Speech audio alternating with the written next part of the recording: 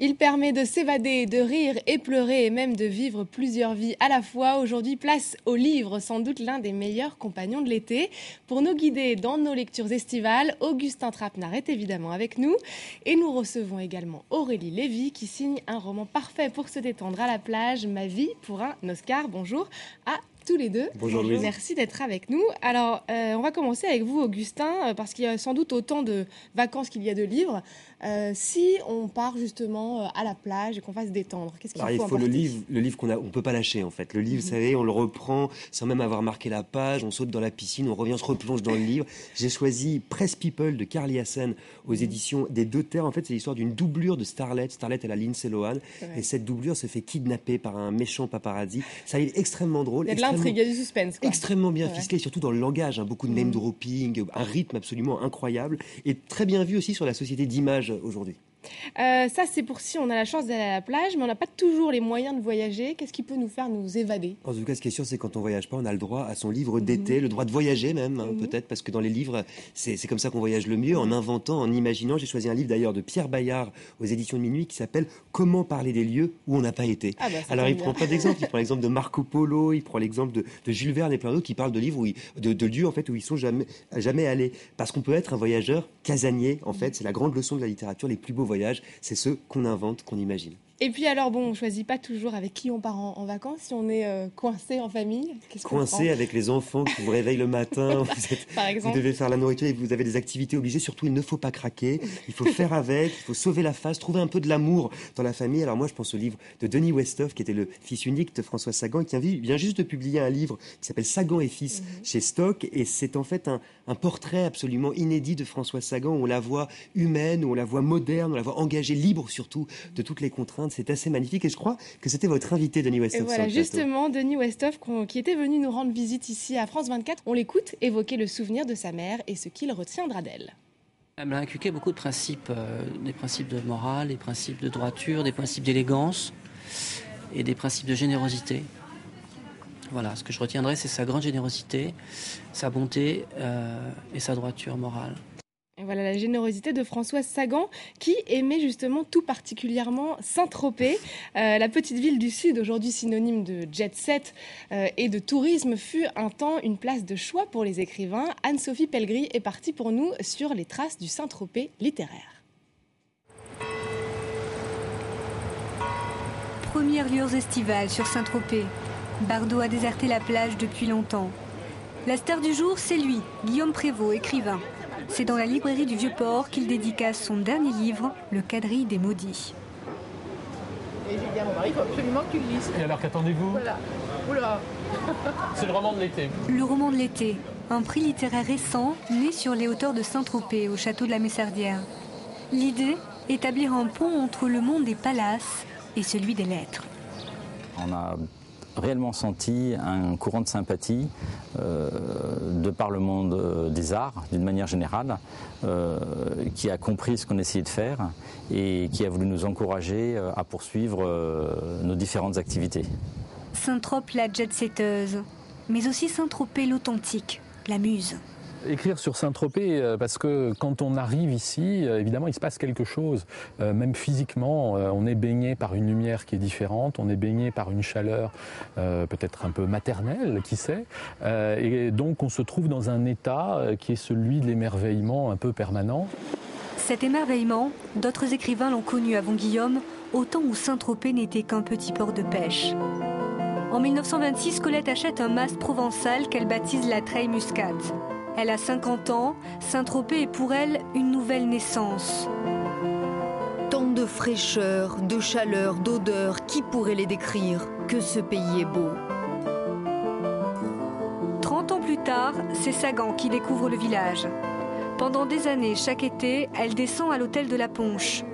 Dans sa chambre, sur la plage, elle dévore les livres.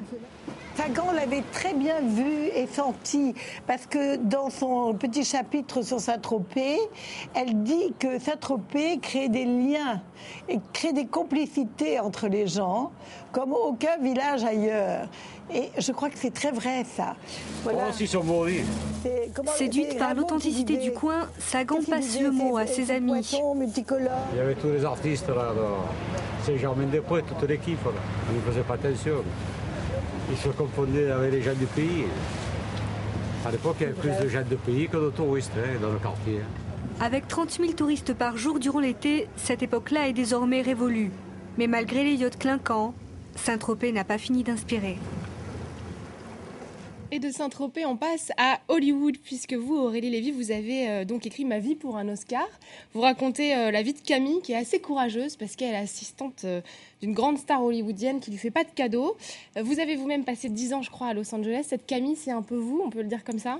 Oui, c'est en partie inspiré de mon expérience en tant qu'assistante personnelle d'un acteur, mais aussi de nombreuses années passées à Hollywood à observer beaucoup d'acteurs et un système que j'avais envie de dépeindre et dont les rouages sont absolument fascinants. Mais alors, qui est ce John Bogus ? Il s'appelle comme ça dans le roman, mais on essaie de trouver évidemment de qui vous avez été assistante. John l'imposture. John l'imposture.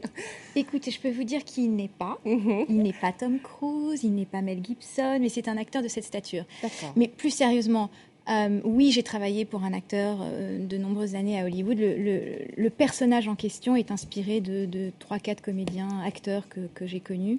Et voilà, il a toutes les névroses.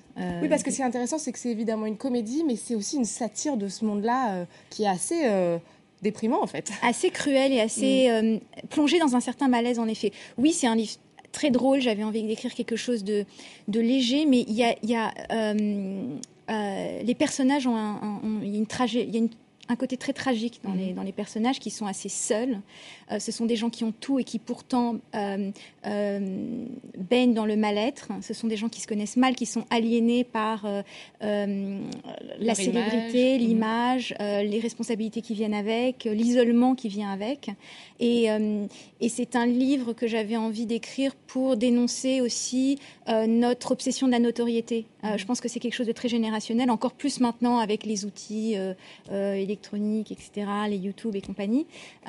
Et je pense qu'on a tous, on s'acharne tous à vouloir voir dans la vie de l'autre la célébrité ou je sais pas, le copain qui a mieux réussi, une vie plus valorisée et plus riche, au lieu d'accepter sa propre existence pour ce qu'elle est. Et c'est ce que j'avais très envie de faire dans ce livre. Voilà. Augustin, vous avez lu le livre, évidemment. Oui. C'est vraiment la lecture parfaite pour l'été ? Je crois, il y a l'élément voyage, puisqu'on y va à Los Angeles, mais pas seulement. Il y a l'élément léger, de la comédie. Il y a aussi pas mal de profondeur sur, effectivement, cette génération dont Aurélie parle très bien. Moi, ce qui m'intéresse, Aurélie, c'est est-ce que c'était un défi pour vous d'en faire une comédie, en fait, d'en faire quelque chose de très léger, justement ?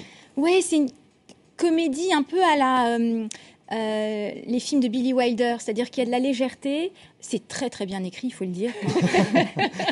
Ça se lit d'un bout à l'autre en 2h30, mais voilà, ce côté comico-tragique, et on se surprend à vraiment réfléchir après l'avoir lu.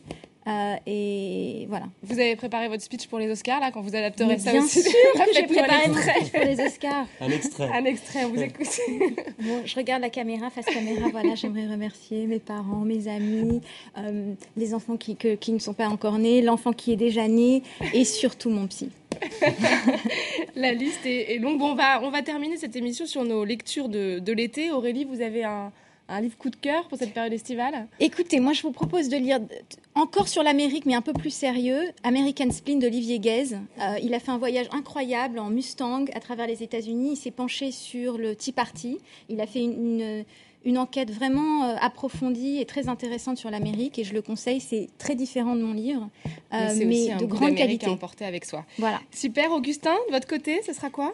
Alors moi, ce sera quand même une anthologie. Moi, j'ai choisi de partir avec 1000 livres à la fois. Ça, on vous connaît. Alors, une anthologie des rivages littéraires qui a été faite par Iman Bassala et Pauline Berg, qui s'appelle À la plage, chez Ballan. On passe du Pays Basque de Frédéric Becbédé au rivage imaginaire de Julien Gracq dans le rivage des Syrtes, la Thaïlande de Houellebecq, le Saint-Tropez de Françoise Sagan. Il y a même un extrait de La Tempête de Shakespeare, d'Andromaque de Racine, parce qu'il y a les rivages partout, hein, même dans les 1001 nuits. C'est comme toutes les anthologies, hein, c'est à la gloire de la littérature, à la gloire de la lecture. Et si on n'a pas de liseuse pour partir en vacances, on peut en emmener 1000 à la fois. On peut partir avec Proust, Neruda, Lautréamont, Edgar Poe, Émile Zola, tout le monde. Tout le monde est là. Dis donc, c'est effectivement le livre à emporter. Alors de mon côté, l'été, c'est souvent l'occasion de préparer cette rentrée littéraire. Enfin, c'est un peu la même chose pour vous, hein.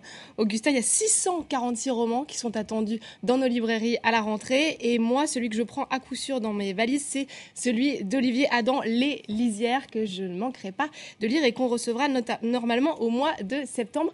Merci évidemment à tous les deux d'être venus nous décrypter un peu ces lectures estivales pour Augustin et d'être venus nous parler donc de ce très beau roman, très drôle roman, Ma vie pour un Oscar. C'est paru chez Plon. Merci beaucoup, merci. Aurélie Lévy, et merci à tous de nous avoir suivis.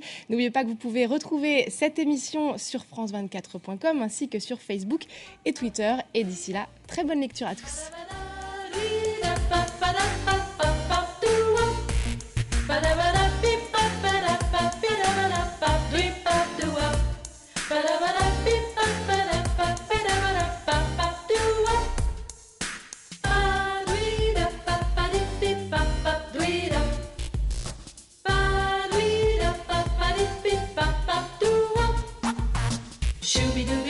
Shooby-dooby-doo-wee, shooby-dooby-doo-wee, ah. Shooby-dooby-doo-wee, shoo.